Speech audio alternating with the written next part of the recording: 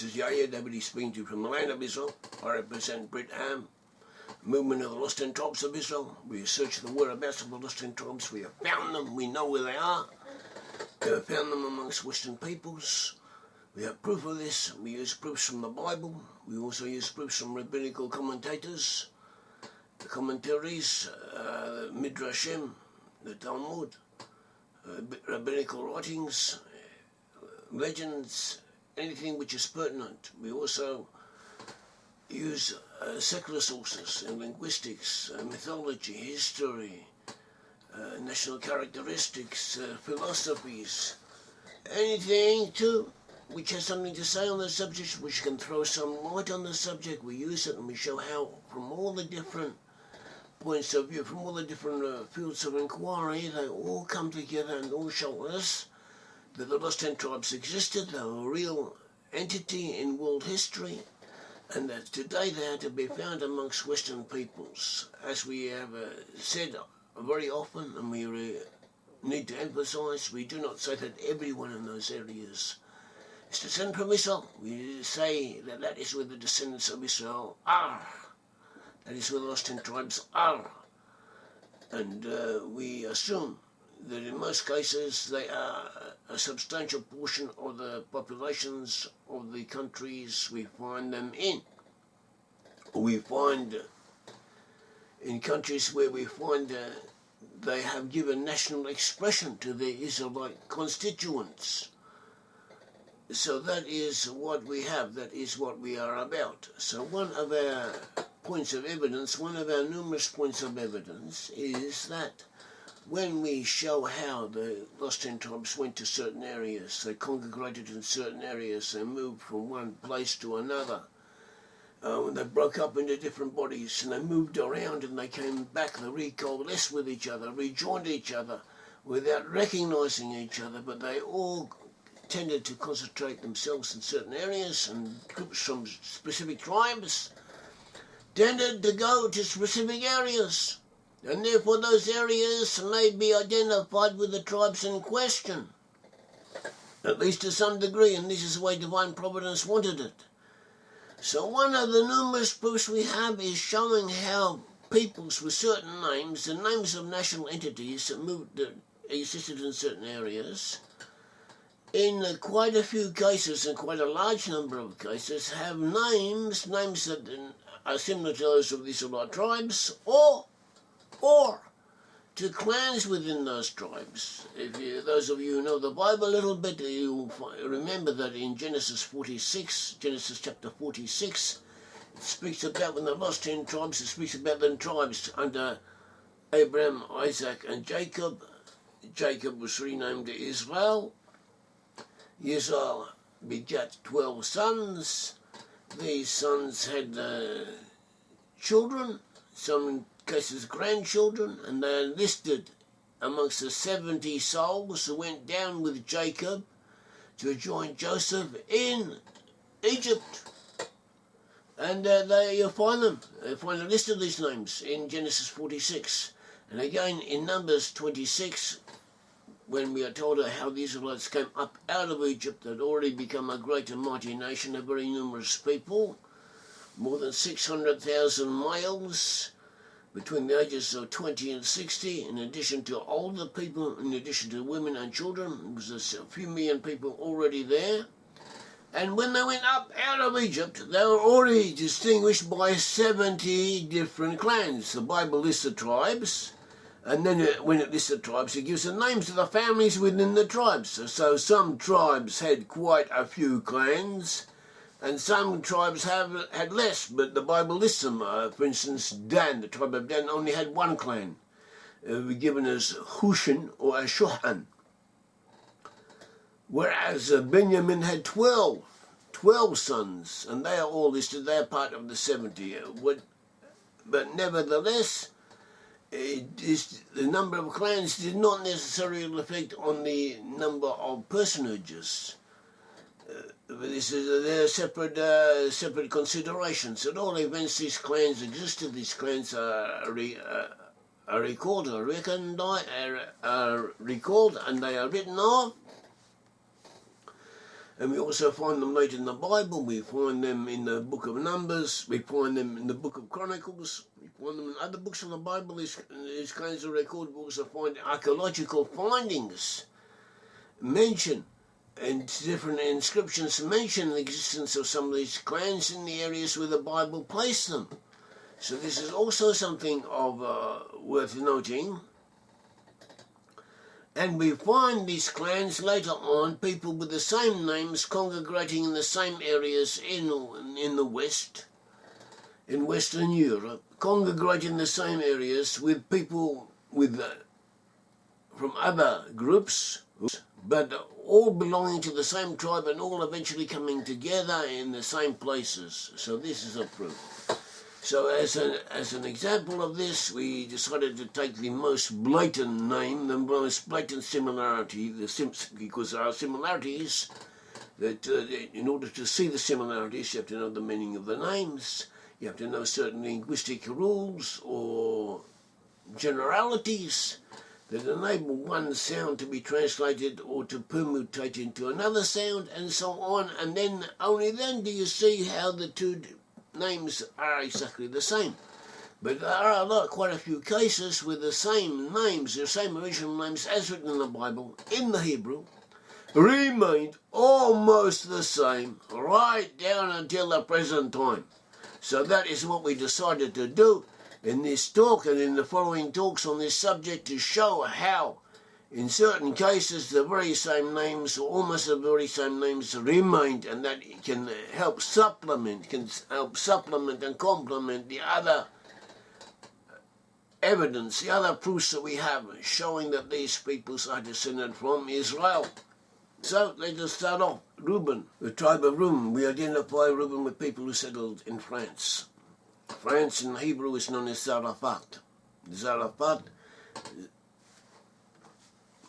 is recorded in the book of Obadiah, the biblical book of Obadiah 1:20. It says, "In the captivity of this host of the children of Israel shall possess that of the Canaanites, even unto Zarephath." Zarephath. "And the captivity of Jerusalem, which is in Sepharad, shall possess the cities of the south." That is how it is translated from the Hebrew in the King James Version, and most biblical translations follow after that, say something similar. That is what we have. Yeah, but the rabbis in this case, the famous biblical commentators, they pointed out the name Zarephath in Hebrew means France. It is a name given to France. Rashi is one of the most famous, most important medieval commentators on the Bible, and also on the Talmud and all Jewish writings.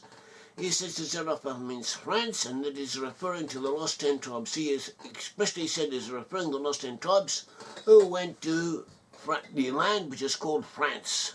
That is Zarephath. So he makes the exact explicit identification of Zarephath with France, and also he says that the lost 10 tribes went there.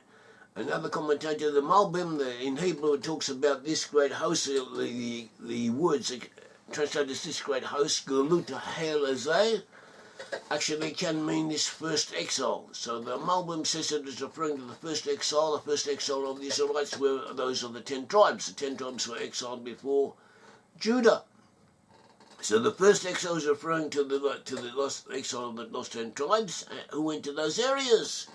Then Maimonides, or Ramban, he says it is referring to the lost 10 tribes on the edges of the extreme north, apparently meaning northern Europe.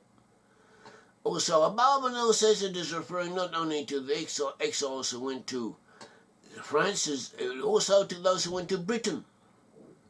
And so bringing all of these sources together, none of them actually contradicting one or the other, but the other shedding light on the other, we find that Zarephath refers to the areas of Europe where the lost 10 tribes went to, and we find a concentration of Reuben in the specific region of France. We have biblical codes, so you've probably heard of them. They probably have not taken much of an interest, but they are important. They are quite interesting. And a new revelation which is just becoming apparent in our time through the use of computers, and where we can take the words of the Bible, and count the words. For instance, we have the laws concerning Shabbat, where Shabbat is concerned. You count every 7 letters, because the Sabbath comes on the 7th day, and you get the word Shabbat spelled out L, Shin, Beit, Taf, Shabbat, in certain constructions. And you get this quite often, and you find, and so too in numerous other cases. So concerning the tribes of Reuben, the clans of Reuben, as well as the clans of the other tribes, in Numbers 26, and Numbers 26 concerning the clans of Reuben, it says, take a census of the people from 20 years and above, just as the Lord commanded Moses, and the children of Israel came out of the land of Egypt. Reuben was the firstborn of Israel. The children of Reuben were of Hanok, the family of the Hanokites, of Palul, the family of the Paluites, of Hesron, the family of the Hesronites, of Carmi, the family of the Carmites. And when this expression, this segment is written out in Hebrew, and we count the words, every 17th letter gives us the name Zarephath, meaning France in Hebrew. So we have the name France in Hebrew interposed right in the middle of a list of the names of the clans of Reuben. So that is significant. That is something that could not come about through chance. It is something that is statistically improbable, or not almost impossible, that could happen unless it was deliberately placed there from the very beginning. When the major groups who settled in France were the Franks, France is named after the Franks. The major group of the Franks, amongst the Franks, were the Ripuarian Franks, meaning those Franks who dwelt by the riverside, Ripuarian.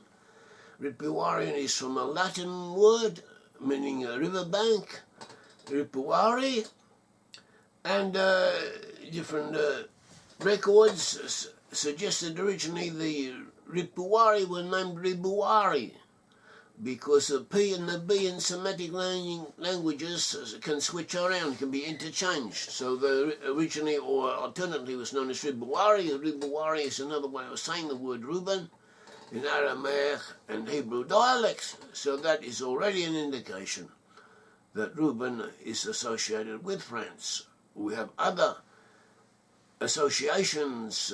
We have the Ephraimite criteria concerning Israelites in general, which are that the Israelites have to, the people we identify as being of Israelite descent, they fit biblical prophecies concerning lost in tribes. They also have national characteristics that we associated with lost in tribes. And we take all of these different criteria together, and the French on the whole do fit these criteria. And so therefore on that point alone they may well be, or to a good degree, or a significant degree, descended from Israel. One of these major clans of Reuben was a Palu, or Palui.